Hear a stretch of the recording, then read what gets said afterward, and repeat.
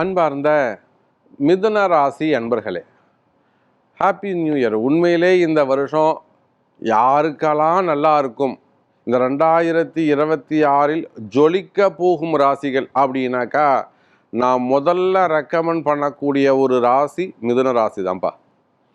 ஏன்னா இந்த மிதுன ராசி அன்பர்கள் தான் படாத பாடுபட்டுட்டாங்க, படாத கஷ்டங்களை எல்லாம் பட்டுட்டாங்க. மற்றவங்க எல்லாரும் வாயை திறந்து தன்னுடைய கஷ்டங்களை சொல்லிடுவாங்க. ஆனால் இந்த மிதுன ராசி அன்பர்கள் கௌரவம் பார்த்துட்டு தன்னுடைய கஷ்டங்களை வெளியில் கூட சொல்ல மாட்டாங்க. அந்த திருவாதிரை மிதுனம் இருக்கே, அது ரொம்ப கௌரவம் பார்க்கும். அதே போல் புனர்பூசம் மிதுனம் அவங்களும் ரொம்ப கௌரவம் பார்ப்பாங்க. இந்த மிருகசீரிஷம் மட்டும்தான் வாயை திறந்து சொல்லிவிடும், எனக்கு கஷ்டமாக இருக்குது சாமின்னு. திருவாதிரையும் புனர்பூசமும் வாயே திறக்க மாட்டாங்க, எவ்வளோ கஷ்டங்கள் இருந்தாலும்.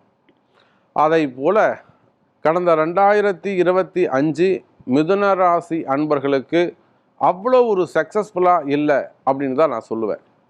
ஆனால் கவலை வேண்டாம் மிதுன ராசி அன்பர்களே, அந்த குறைகளை எல்லாம் விளக்குகின்ற வகையில், உங்களுக்கு இருக்கக்கூடிய கஷ்டங்களை எல்லாம் நீக்குகிற வகையில் அற்புதமான வருஷமா புத்தாண்டு 2026இல் ஜொலிக்க போகும் ராசியாக மிதுன ராசி அமைகிறது.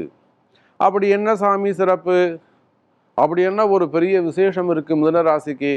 ஒன்றும் இல்லைங்க, உங்கள் ராசியில் இருக்கக்கூடிய குரு பகவான் இறங்கி வந்து 2ஆம் இடத்துல தனஸ்தானத்தில், அதுவும் எப்படிங்க 12 வருஷம் கழித்து உச்சம் பெற போகிறார். சார், மிதுன ராசியானாலும் மிதுன லக்னமானாலும் ராசிக்கு 7 கூடையவன் 10 கூடையவன் முழு பாவியானாலும் சரிதான் சார், ஒன்றுமே இல்லைங்க. குரு வழிபாடு சிறப்பை தரும். உங்களுக்குன்னு ஏதாவது ஒரு குருவை தேர்ந்தெடுங்கள் மிதுன ராசி என்பர்களே, பரிகாரமே தேவையில்லை.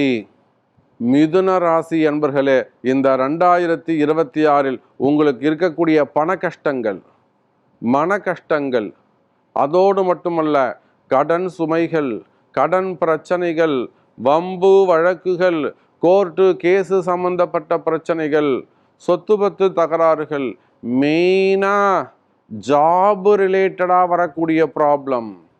ஸோ இந்த 2026இல் ஏதேனும் ஒரு குருவை தேர்ந்தெடுத்து வழிபாடு செய்யுங்கள். 2026 முதல் மிதுன ராசிக்கு புதிய வாழ்க்கை ஆரம்பம்.